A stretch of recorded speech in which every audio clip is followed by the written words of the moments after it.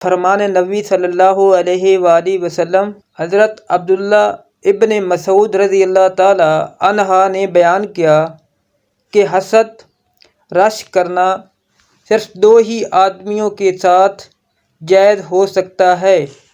ایک تو اس کے ساتھ ہے جسے اللہ نے مال دیا اور اسے حق اور مناسب جگہوں میں خرچ کرنے کی توفیق دی۔ دوسرے اس شخص کے ساتھ جسے اللہ تعالیٰ نے حکمت، عقل، قرآن و حدیث اور معاملہ فہمی دی اور وہ اپنی حکمت کے مطابق حق فیصلہ کرتا ہے اور لوگوں کو اس کی تعلیم دیتا ہے۔